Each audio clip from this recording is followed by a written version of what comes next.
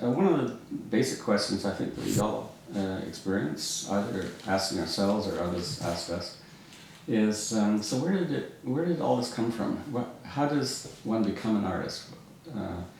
It's a big thing to take on, and somehow, somewhere, it started with an idea or with a circumstance, and I'm just kind of curious in your respect. Well, I think because of my background, it was kind of in the DNA. I grew up in an art family. There are 3 to 4 generations. They're all architects and artists. No decision making there. No saying, oh, I'm going to become an artist, because when I was 5, my mother was taking me to art galleries because she was an artist. She was a painter. And I grew up with her doing life drawing classes in her studio when I was really young, and the library was full of art books. And it's kind of what I did. My aunt was an artist, my grandfather was an artist. They all had studios. They were in either commercial art or fine art. And it was kind of what you did in my family, in various forms. Not everybody was a visual artist, but we're still, I have nephews who are architects, and,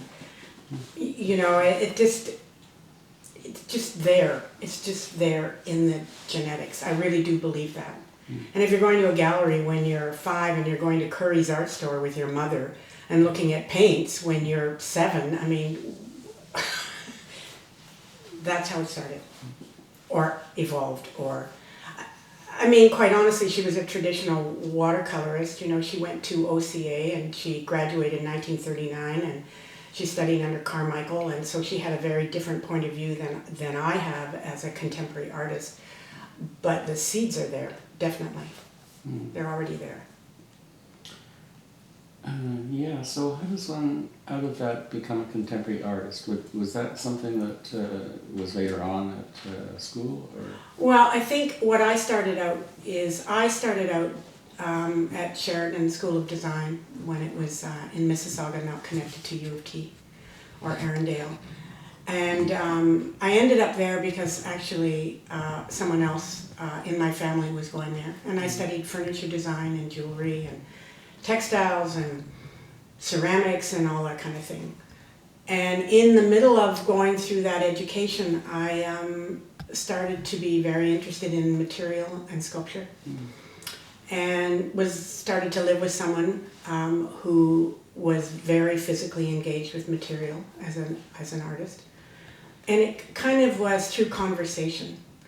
I think I was very interested in the notion of working with physical material, and I'm not excluding working with textiles or anything like that, because part of my brain is still engaged in the beauty of textiles, but I needed to answer other questions that I had. And so I started making stuff that was outside of what was being taught at Sheridan at that time.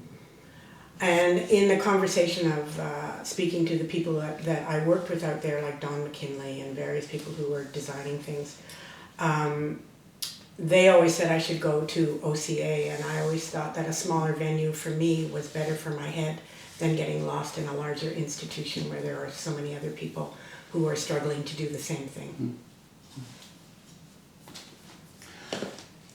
So in that case, the milieu that you're in was a very materially oriented milieu. Absolutely. I'm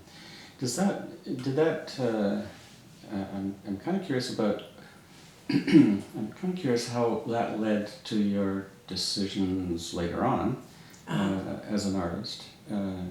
Maybe I'm kind of curious about, in those years, did you formulate an idea of what an artist does or what an artist can do? I think that was always in place, because I had I had a family. I had a mother who worked 6 hours a day in the studio regardless. Highly disciplined person, which taught me that this is what you do. You know, you work at it all the time. However successful you become in terms of what your idea is and how it evolves is kind of moot at this point. It's just the process of solving a problem is, to me, the most interesting. It's not actually the showing of it, it's the process of solving a problem that intrigues me, which is why I have an interdisciplinary practice where I do video and photography and sculpture and all that kind of thing. So I work sort of project to project rather than this kind of ongoing things like many painters, for instance, who have slight nuances that are different from show to show. I'm not like that at all. It's not. I think I'm more restless in terms of setting myself a kind of goal and trying to solve the problem. The solving of the problem is really interesting to me, which is why I did public art. You've done a lot of public art, and every iteration of that has required rethinking the materials. Absolutely. So would you say that that part of this question of problem solving is, well, undoubtedly an intellectual one, but also a very material one? Absolutely. I like stuff. And you know, as anybody who's curious, you know, as an artist, your artist life is not just confined to the studio and the four walls and you're working out ideas. It's actually much more encompassing than that.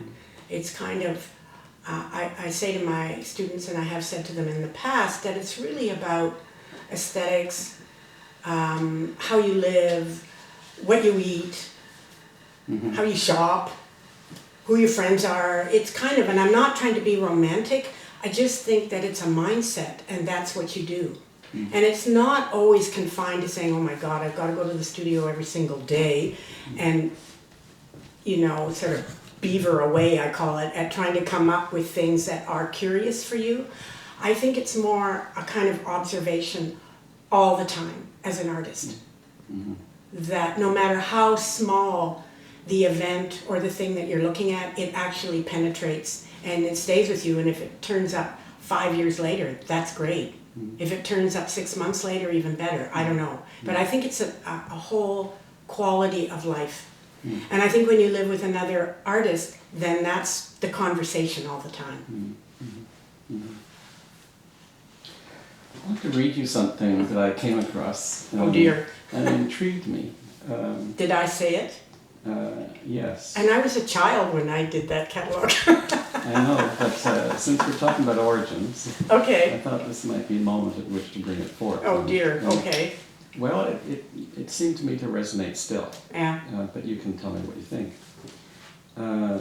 It really rests around this question of water and place. And if we think water and place, we can think of islands. Yeah. Which you were thinking about at the time, as a matter of fact, and possibly still. But certainly I think you're still thinking absolutely. about water. It's still there. It's still there. And the quote I want to give you, you may or may not remember it. My imaginative and emotional response to the water and islands has been to abstract and mystify them. Its vistas are constant, its feelings serene, its timelessness to be confronted. I think that's pretty much still there. Yeah, I think it's, I think my approach to it, there always was a struggle because I was fortunate enough to have a childhood that was privileged where and I'm not saying I'm privileged as an individual, but my childhood was privileged that I had a place to go in the summer, which was an island, and I spent a lot of time on the water, and I'd always be canoeing or wandering around or trying to make sense of the place that I was in and how it would resonate with me. And that's kind of, as a child, before I ended up by trying to solidify those ideas. And curiously enough, in this, to be more personal, over the years, I find myself now on yet another island. Yet another island. It's a fourth island I've been on in my lifetime, which is accessible only by a ferry or whatever. So the isolation and the quality on being on an island somehow seems to be something I need, perhaps. I don't know. But that's pretty interesting when I hear that. Because I'm still working on it, but I'm, in a more sophisticated way, I suppose, because now that I've started to understand how I can work with the issue of water, but not be overtly water. That I've been doing these 2.5 minute kind of very high definition, complicated video works that create this event. But it's all about water. It's either about snow, or the latest one is about fog, and the last one I did was about flooding. And it's always there in some form.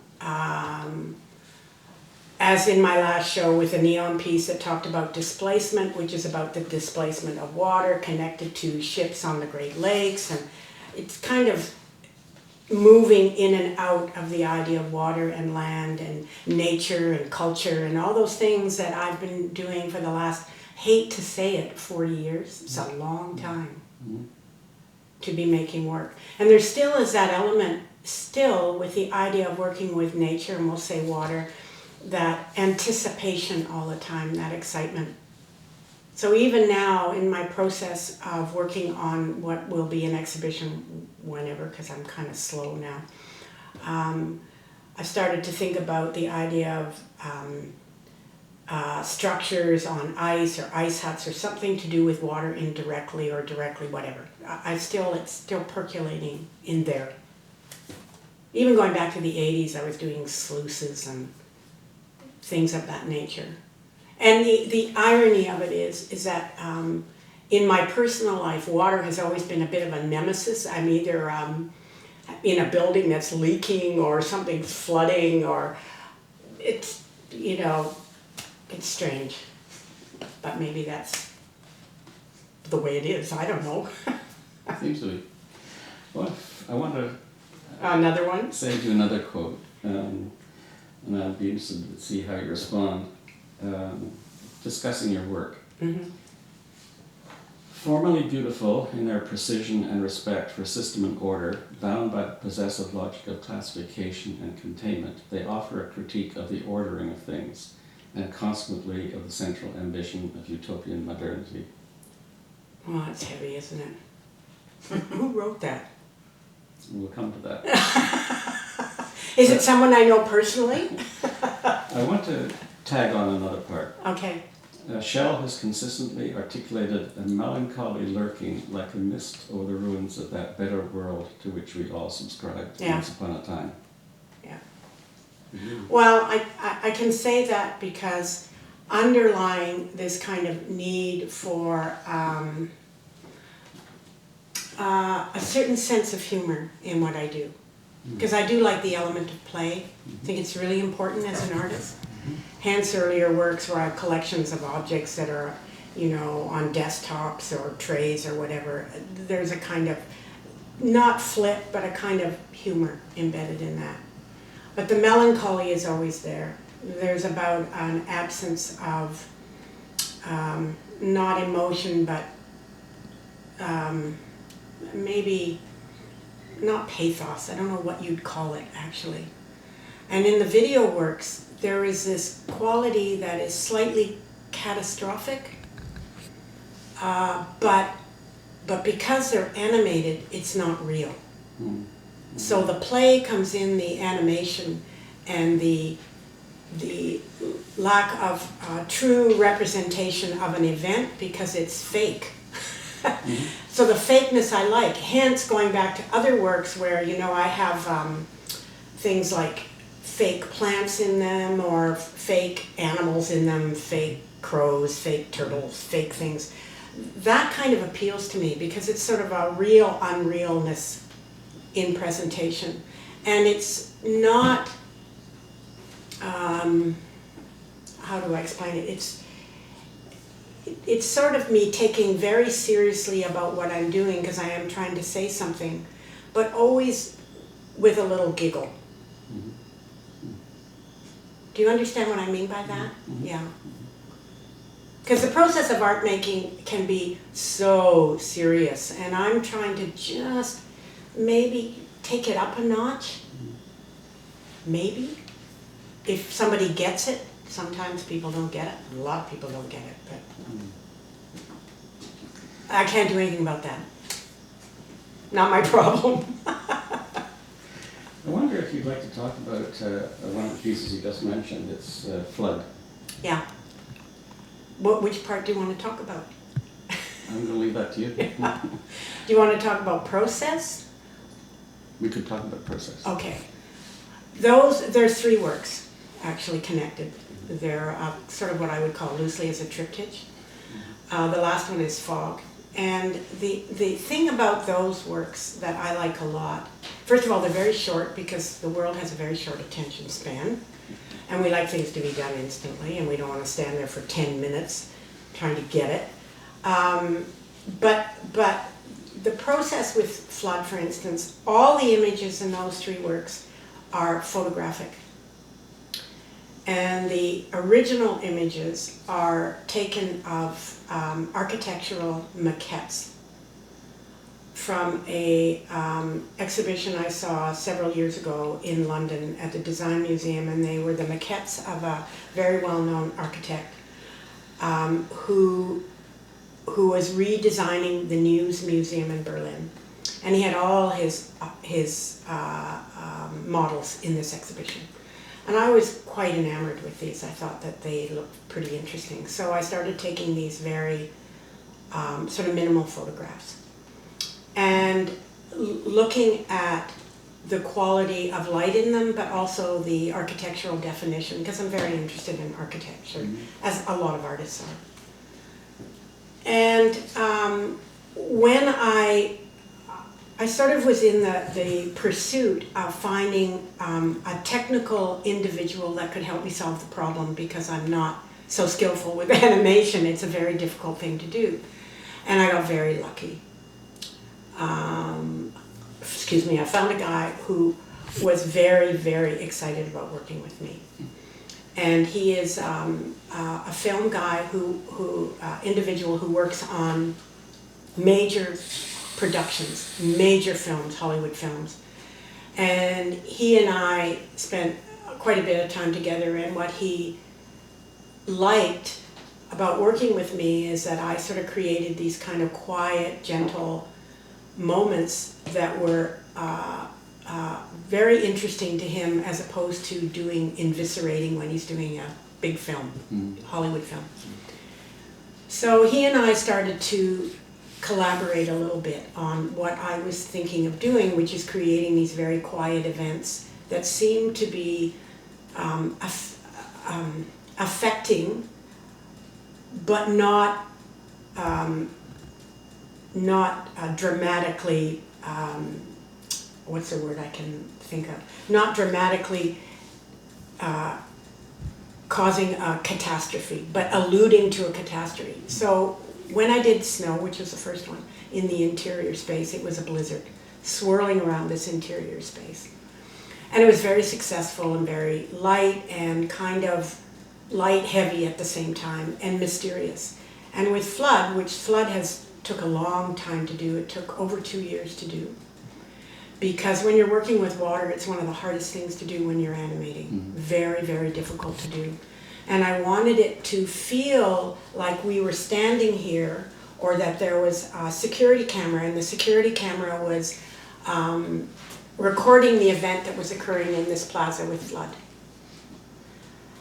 So I wanted it to be this swirling amount of water that kind of pushed up against the lens of this security camera, but was an event that happened very quickly and sort of went right through it, and dried out, and then it occurred again because it's on a loop.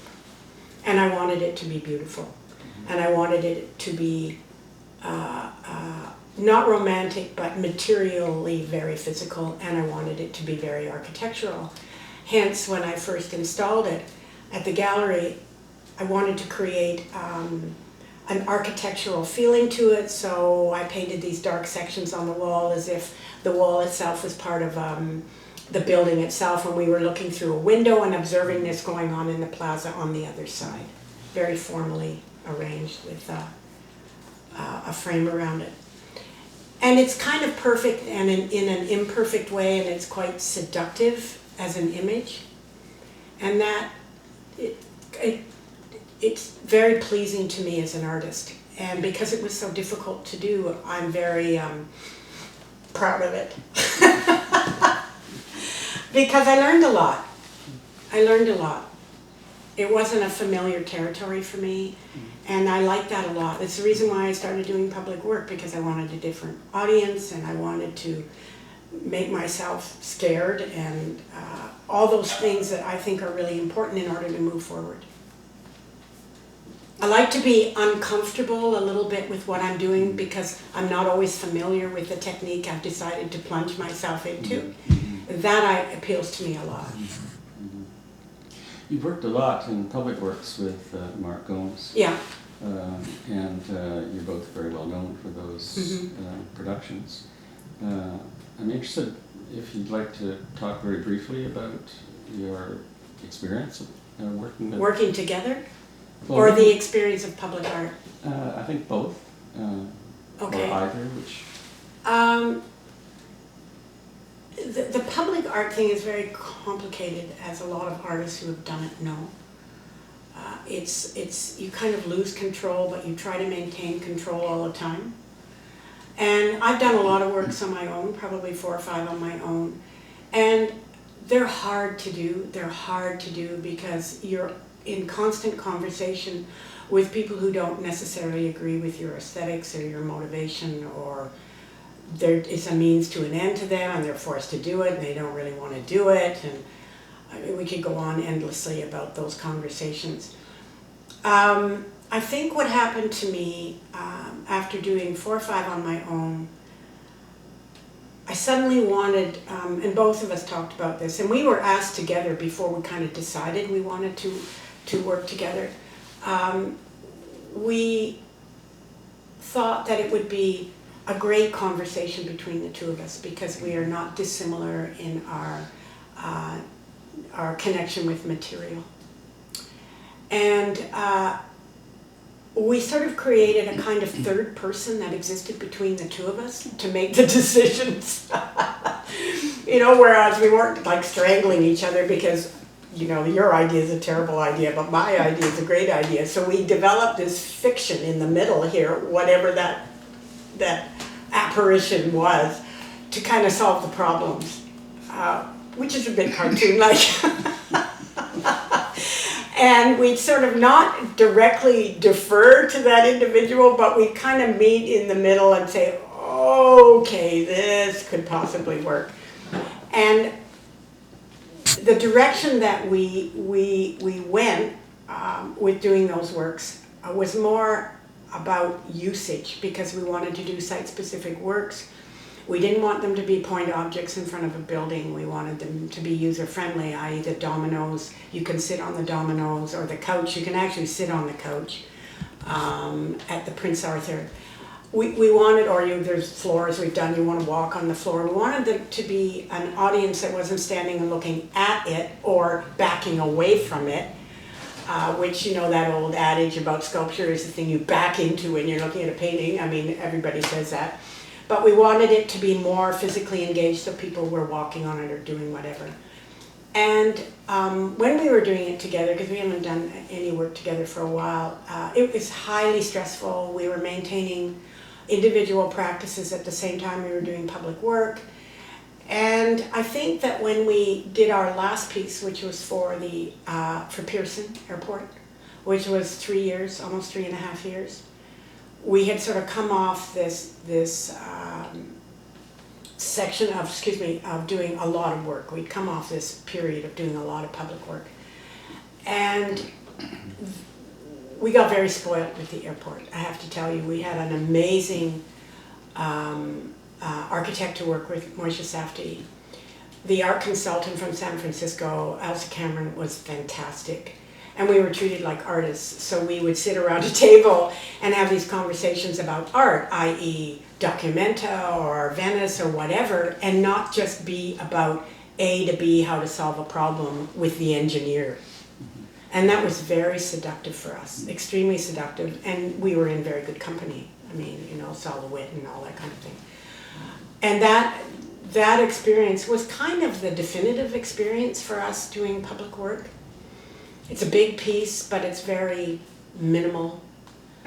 We think very elegant and very user-friendly. You can walk on it and look up at it and all that kind of thing. Not without its problems doing it. I mean, it was pretty hard for us to do that piece of work under those circumstances. So I think we got spoiled. So what happened after that is and I'm not being arrogant or anything, but anything that happened after that seemed to be not quite together for us. In terms of our aesthetic needs and what we were trying to say, and we wanted to make art. We didn't want to do decoration, we wanted to make art. We wanted it to have a sense of history. We wanted people 20 years from now to go back to it and say, oh yeah, that was pretty interesting, rather than having it like a lamppost or a whatever has ended up by happening with public art now in a lot of these competitions, and I'm sure you know that. I'm sure you know that from doing your own public projects. So that experience with the two of us working together was very interesting. Very interesting. And we didn't kill each other, which I think is pretty amazing since we lived together. I guess when we think about that question of history, inevitably another question comes to mind, which is, as artists, we're not alone. We work within a history of practice, and inevitably we need to insert ourselves into that history. Do you find yourself, Susan, thinking about how you insert yourself into the history of artistic production, whether it's with respect to particular artists whose work you have, historical artists or lately contemporary artists whose work that you've responded to? Right. Sometimes I do. Sometimes I don't care. Because I think my brain is I don't really, how do I explain this? I don't like to follow form. I don't do it very well. I'm not really interested in it. And because the nature of contemporary practice now it's pretty eclectic, we have to admit. It's very eclectic. And I guess the people I respond to are those who I think take the biggest risks.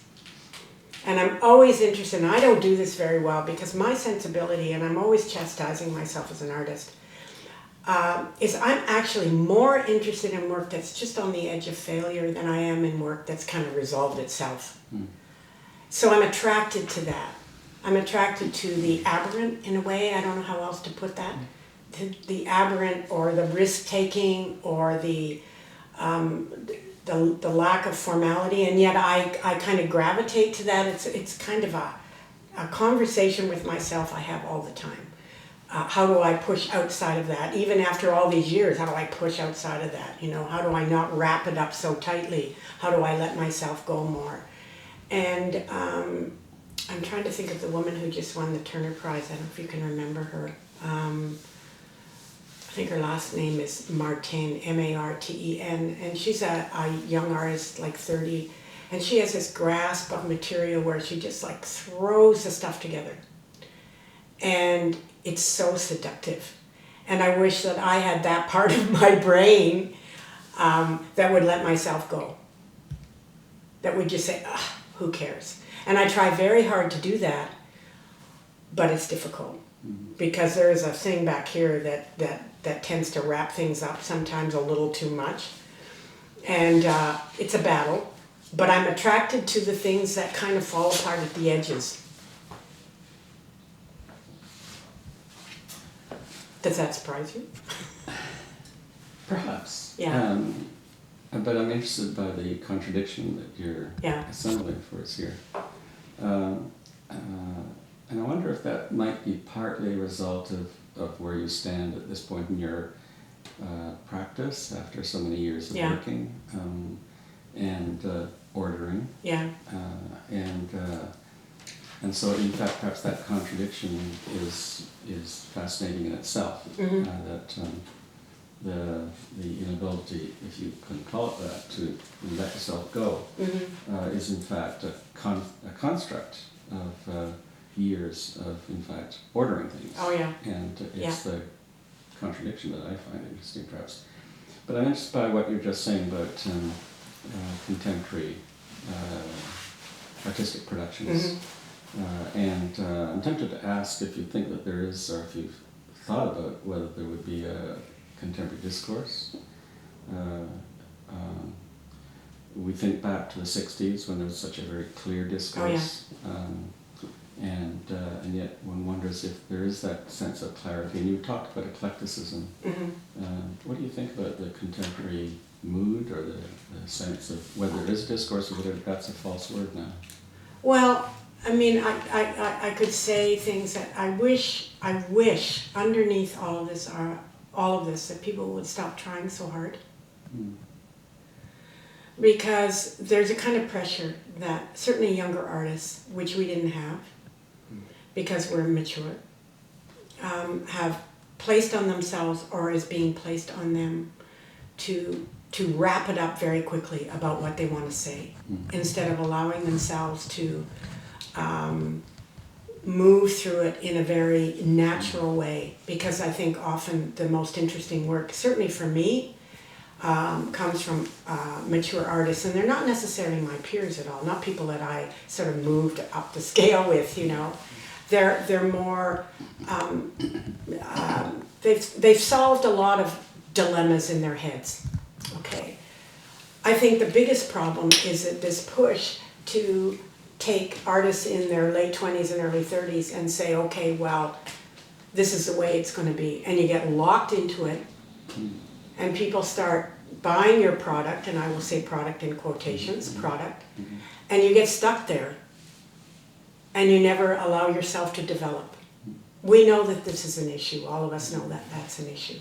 I'm glad I'm not part of that, because I've never felt that I was ever part of the mainstream of art practice here anyway, always slightly on the outside, and being slightly on the outside gives you the ultimate freedom. Because I really feel like I can do what I want to do, and I'm glad about that. That's the path I chose. It makes me feel very comfortable, and there are always ways of getting around that in terms of your lifestyle and whatever. I mean, we're all pretty creative people. We can figure stuff out. Because I'm actually, even though I have a dealer, you know, a gallery, I'm not really interested in product at all. I don't really care about it, so I don't really make product. I do installations, and I'm lucky enough that the person who represents me at the moment is okay with that. And by and large, with the other galleries I've been with, it's been the same. It's just, I don't want to get locked into something. The same way I don't want to get locked into not being creative just in my personal life. I don't want to be locked into that. You know, I'm a restless person. I want to not feel like I'm confined to anything that way. Yet the practice is very important for me. It's like there all the time. I suppose if eclecticism is one way of understanding the current moment, that certainly helps to not be locked into it. Yeah, and I don't think that's justification. I don't think I actually said, oh, this is what I have to do. I think, you know, way back in the 70s, the first show I was in, and in fact, I think we were in that show together at the Montreal Museum of Fine Arts. Remember that huge, big show? Well, everybody was in it. It seemed to me the whole country was in it. There was still that kind of playfulness, not being pushed into a corner. And the artists in Canada that I'm interested in are doing that. They're doing that kind of thing. They're not unlike my own sensibility, taking risks, pushing the boundaries as much as you can within the confines of being an artist, especially in a country like Canada, which is not the easiest place to be an artist, let's face it. Perhaps it does allow for that playfulness you talked about. Oh, maybe. Yeah, I want to pick up on this, just briefly on this question of contemporary practice. And so much of contemporary practice, in the last little while at any rate, and I'm not sure if it's still the case, has been guided by theory, various theoretical constructions, I guess you could call them. You've been working a long time, Sue. Has theory played an important role, or any role at all, in how you've approached your practice? A small amount. Because I think that and you may disagree with this enormously, but to our detriment, I think theory has kind of dominated practice, and I think it's made a lot of artists very constipated. Because the curator often takes over and over-theorizes and becomes actually the artist at the artist's expense. It's a very unpopular thing to say, but I can say it because I'm not a child. I think the thing that annoys me the most is I do not want to walk into a gallery and look at work and have to read 5 pages about justification about why there is a faded photograph in the upper left-hand corner of a gallery. Because art is seduction. I don't care what anybody says. Art is seduction. And what you initially look at when you go into a gallery is something that strikes you. I don't care if it's personal, if it's a color, or whatever it is, that's what draws you to it. And I think the audience is a lot more intelligent than a lot of people think. And that we, they, I, all of us can figure this out. So I think the baggage of language, which is you know, in its place can be fantastic, but overuse can kill it. Can kill the experience, for me, just kills it. Because, as I said earlier, this idea of play is so important to me. Remember a couple of years ago at U of T when William Kentridge came in and he gave this talk. And he's a pretty interesting artist, you know, late 50s, does a lot of animated work, smart guy, and he talked about that idea of play all the time. And with a very strong intellectual base, very strong intellectual base. And to me, is that not what we should think of? Not everybody, but I think it's important. Because I don't want to kill the experience. I don't want contemporary art to become this overly burdened thing that doesn't give us any joy. I still want to look at work and get some kind of joy out of it. The best for me is going to a show and going, oh, isn't this great? This is the greatest thing. How did this person come up with this? This is so cool. That's what I want. And I miss that because there's less and less and less of it. Play. Yeah, I'm just thinking about this question of play, and of course there's the playfulness of materials. Yes, absolutely. And then there's the playfulness of ideas. Yeah. And I'm wondering, how do you see play functioning in your own work? In my own work? Mm-hmm. I think it's really, and I hope I can maintain it. Oh my God, I try to fight it all the time, as we talked about earlier. I think I want to be serious but less serious about what I'm doing. So that often creates a kind of odd juxtaposition of objects that some people can't really figure out. I remember a curator once saying to me of a show I had a few years ago, he said, God, he said, I can't figure this out at all. It must be really good. And it's a curator that I will tell you at some point, but you will say, oh yeah, of course. But I thought that was kind of the ultimate compliment, actually, from my point of view as an artist. Sounds like an interesting curator. A very interesting curator, kind of true to form. So I thought, yeah, that's good, that's good. So can we let something go here? Can we just let this? It's like letting your right arm go. I think what enters into my head, and I probably have said this before many times, is that when I'm given the opportunity to show, I go into a space, and no space is neutral. No space is neutral. So even if you get 4 white walls, it's not neutral. There's something else going on there. I don't know what it is. I don't know how to articulate it, but it's a different thing. So I respond to that given space, and how can I, quote unquote, play with that given space and make it an interesting narrative.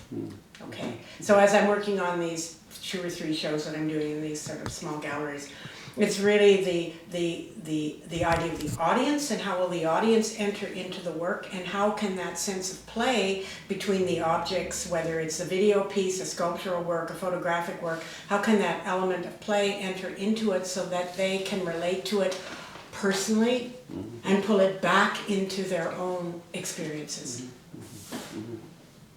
That's what I'm the most interested in. Teaching. You've taught for some years, Susan, and I'm kind of curious what your, now that you've stepped back from teaching, Yeah. Very recently, I'm kind of curious if you have any thoughts about your years of teaching. Of course, we're talking at the university level. And you know, what your considered thoughts might be about The experience? Your experience of teaching. I taught for a lot longer than I thought I would. I taught for 23 years, which was a shock to me, a big shock to me.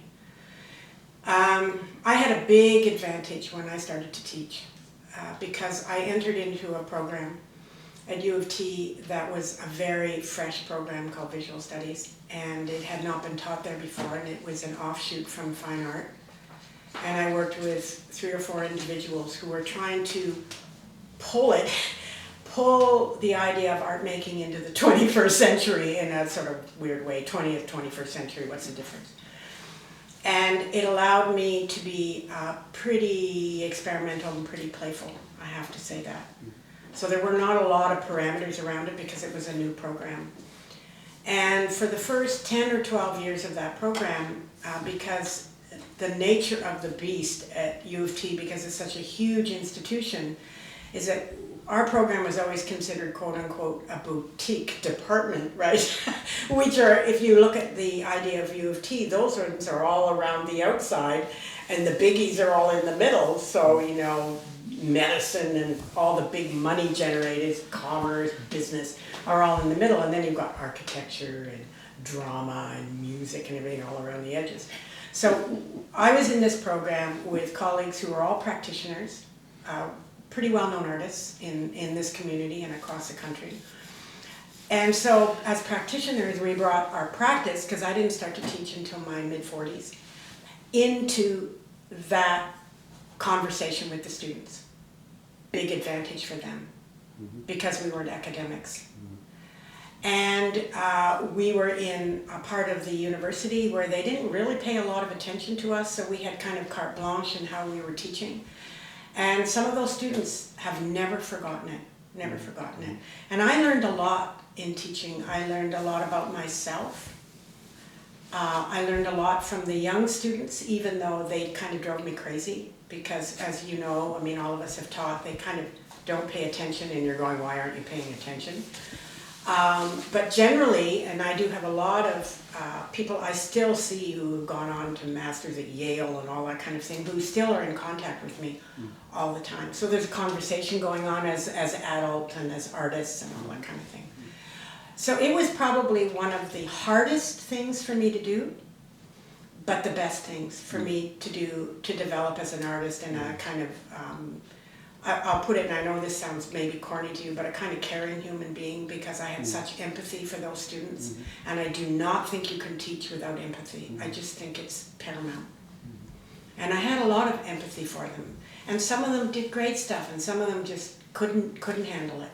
Couldn't handle it at all. And I wasn't an easy prof to have, because I was quite demanding.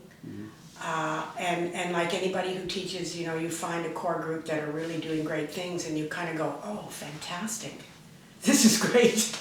You know, you cannot be all things to all people. You kind of focus on those who are really paying attention to what you have to say as an artist, or as a human being, even as a human being. So those were great times for me. But when I finally decided to stop, I knew it was time for me to stop. I knew that apart from being more mature, I just knew I didn't want to do it anymore because my patience was getting pretty thin, and I thought that's not good for the students. They need another voice. They don't need my voice anymore after all those years.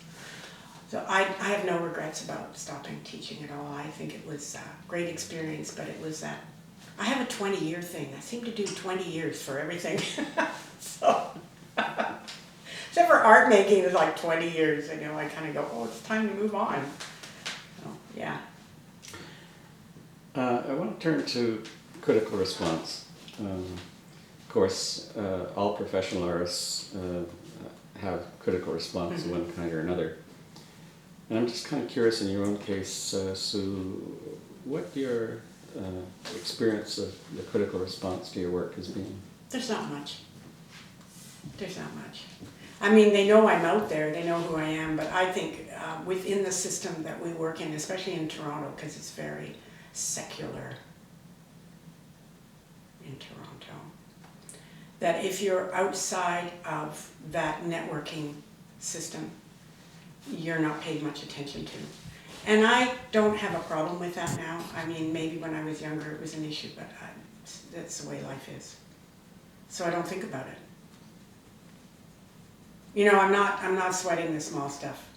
I mean, the problem for me too is, and it's not a problem actually, it's probably a big advantage because it allows me to proceed with what I'm doing, however the slow pace is these days, is that in a weird, bizarre way, I sort of take solace in the fact that I've never been part of the mainstream. You know? I know a lot of people would disagree with that, but I don't get a lot of critical response to what I'm doing. No, I don't. Well, I hear that. And of course, part of the problem seems to be that in the last decade or even 2 decades, the question of critical response has shifted. In fact, some would say it's even disappeared. Mm-hmm. I would say that that's true. I think that there's a problem is that if I stroke you, you'll stroke me, and I have a lot of trouble with that. Do you know what I mean by that? Mm-hmm. And I am not one who's very patient with small talk. Mm-hmm. I like to kibitz and fool around and all that kind of thing, but I actually don't. There's more to life than engaging in the same conversation about the production of making art with other artists when we all know how hard it is. Right? So not trying to avoid the question unless it's an intimate friend and I've known for a long time and we all talk about art and what we're interested in or what we're not interested in.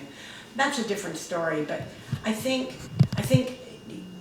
it's so complicated in this country because there are these factions, you know, there's a Vancouver faction and the Toronto faction and the Montreal faction, and even though we try to say, oh, well, we all come together, the truth is we don't really all come together. We just don't. And that's too bad. That's too bad, but that's the nature of the beast. And I think, you know, when we were younger artists, all of us know this, when we were on art bank juries and we travel across the country and you get a real sense of what was going on. And those days are long gone. They've been gone for how many years? I don't know, 20 years? Where we don't see who's working in Saskatchewan, or we don't see who's working in Alberta or Nova Scotia or whatever. We don't see it anymore because everything has become so regionalized. So when you're in Vancouver, it's so regional there. Even though the artists that have sort of excelled and are on the international stage, there's a whole other level there of artists who are working away, who kind of are there that we don't hear about very much, or artists in Toronto that we do not hear about very much. I mean, there's a whole litany of artists out there that I have no idea about.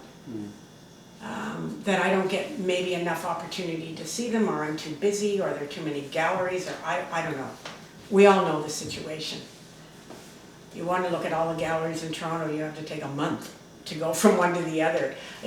It's just changed very dramatically over the years. And going back to the original thing about critical response, I think that you're right. I think that it is, I don't know where it is, and if it's there, I'm not aware of it. I don't see it. Maybe it's online all the time. I don't know. Don't know. I'm just kind of curious, this is an odd question perhaps. Do you think that artists write about art differently than critics? And, Yeah, I do. Do you have any sense of the difference between their writing? Well, I think if an artist is writing, most artists that I would assume understand the process of art making more than a curator, Mm-hmm. who's purely looking at and not being engaged with. It's a totally different thing as an artist when you're working away and you're trying to put your ideas together and you think about your process all the time, or what am I exactly trying to say with this, than there is with a curator whose influences are way outside of the artist, right? They're looking at, it's so much to do with careerism and internationalism and what is hot now and what isn't. You know, I'll never forget a curator, well-known curator in Canada, who was talking about buying a piece of work from a young artist and said, well, I kind of have to buy this because that name is out there all the time. It wasn't about personal taste. It was about feeling they had to do it. Really? Okay, fine. What do you say to that? There's nothing to say to that. Well, then I'm not sure about my next question, but my next question would be, what do you think of the art system as it's operating today? I think it's a bit dysfunctional. Yeah. And the practice of art making and artists and curators and directors and everything has always been pretty elitist, which take a deep breath on that one. You know, I'd rather talk to the woman who runs the cleaners than I would.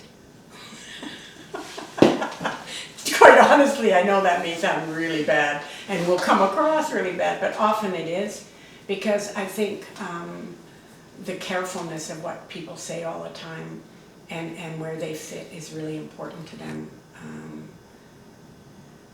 Not that it's not important to artists, it is important to artists, but as I said earlier, I just wish everybody would just relax for a bit. That's all. Hard when the art system is so political. Oh, you can't. You can't. Either you choose to jump in with both feet, or you decide you don't want to go there. Really. And I've got to say, to me, that the most important thing for me after making work for so long, and I've had some really great breaks, there's no question. Had some great breaks, and I do have strong support out there from a certain group of people. It's great. But there is also a thing that I want to feel that I'm having a life, like a real life, outside of making art and being in the studio. I want a life, I want a relationship, I want my friends around me. I want to have something that's larger than just being an artist. That's really, really important to me. And in a way, it's always been important to me. I'm not going to sacrifice something like that just to gain 3 inches. Isn't going to happen. And contrary to a lot of people, I love to collaborate with people. I just think it's so interesting. You know, talking to other artists or talking to the guy who does steel work or whatever. I don't care. It doesn't matter to me. I always learn stuff all the time. Yeah. What about collectors?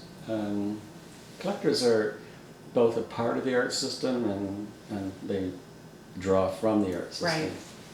Do you have any sense about collectors and maybe, you know, how you would understand a collector in the best sense? Well, you know, I always think of Peggy Guggenheim. Because Peggy Guggenheim collected all that work from all those very famous, now very famous people, men, I might add, not women, but men, which was the nature of the beast at the time, out of desire for the works themselves rather than the politics of collecting.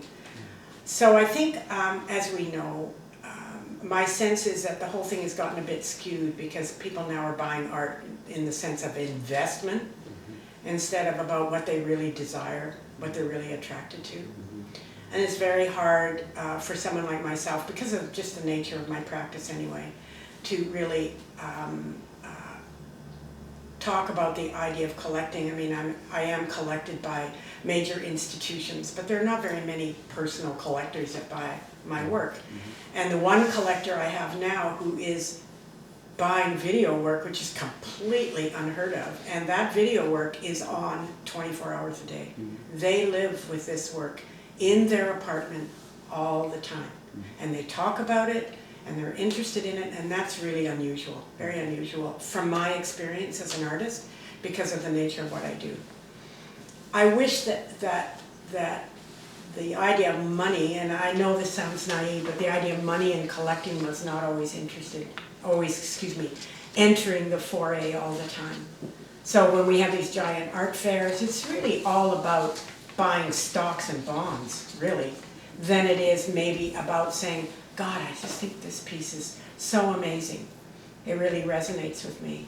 And isn't there, I can't remember what they're called, very famous husband and wife team in New York who used to collect work all the time, whatever their names were.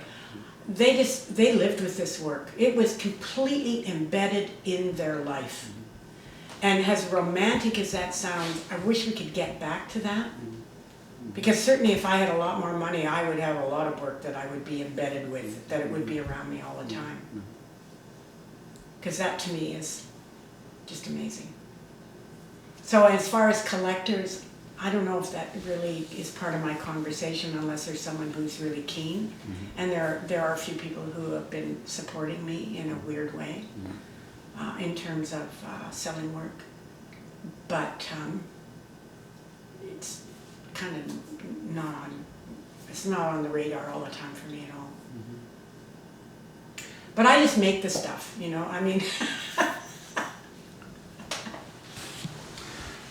What about, this is a bit of left field perhaps, but we've seen the technologies within the distribution of art have changed so dramatically in the last 10 years or 15 years. Do you have any sense of, for yourself, Sue, how those technologies have changed your own practice or assisted it? Or do you mean, which part do you mean? I'm thinking of, well, of course, the internet and things like... Are you talking about the displaying of work via the internet, or are you talking about doing work that's for the internet? Well, we could talk about both. I don't know if you do work for the internet. I don't.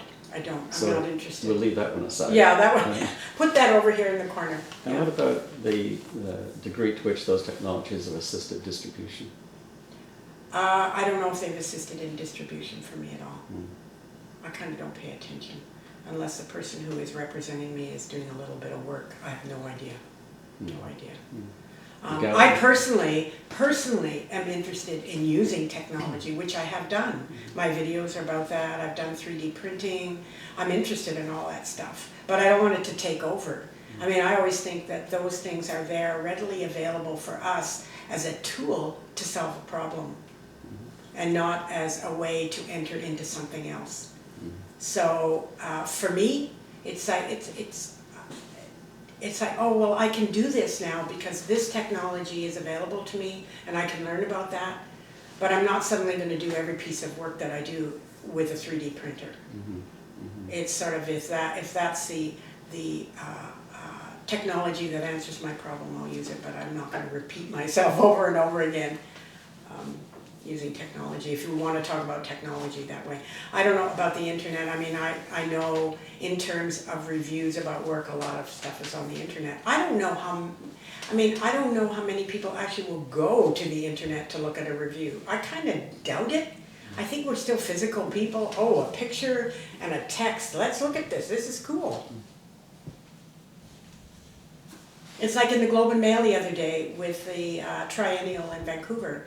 And there's a very close friend of mine who had an image of her work there, and I went, this is great for her. You know, a picture's worth 1,000 words. This is perfect, as corny as that sounds.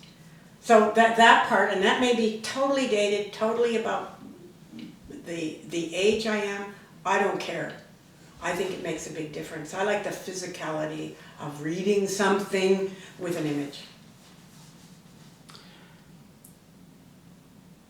One last question. Somehow in in hearing you talk, Sue, I have a sense that what is real is so important, whether it's an image in a printed page, whether it's the way one approaches one's practice. And I'm kind of curious about this question of what is real in a world that, for the most part, deals in artificialities. And I'm not being judgmental about that. In fact, some might say that the artificial is now the authentic. But I'm just kind of curious about your own views on what is real or what is authentic or honest. Well, let's talk about the artificial as authentic first, okay?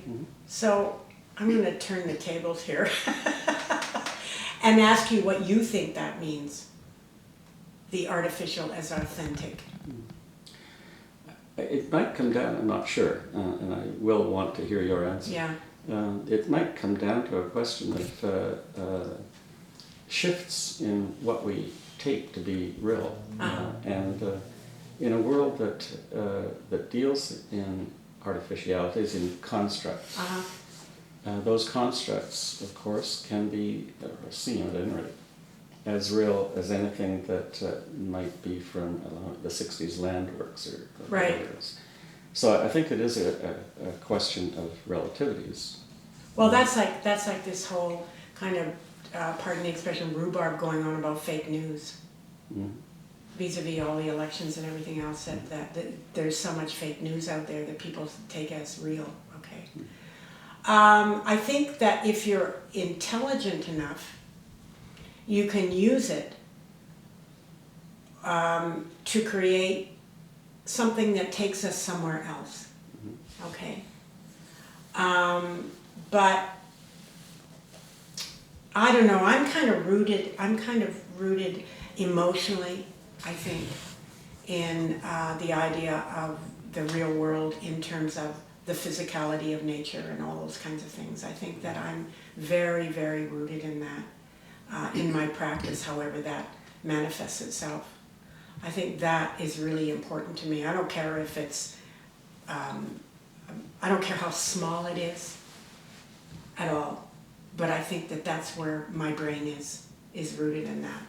And I can take that back to my childhood, actually, because I do think that art always comes from the personal. I just think it does, and I think that your experiences and your memories as you're maturing through the world stays with you. It's just that you can compartmentalize it in a different way as you get older, right? Sorry about the phone. So, yeah, I don't know what else to say about that. I think that we live in and because we're at the stage we are in our lives and we've had the internet and the kind of technology that has been bombarding us continually, that in a way all of us are playing a kind of game of catch-up. Even people who are younger than us are playing a game of catch-up, because I think technology is kind of advancing beyond the capacity of our brains as humans, because we're still kind of primitive, if you ask me. So I think we're always trying to play catch-up, but I'm not so enamored. I think it's pretty interesting if you use it the way it should be used, but it can really screw things up badly.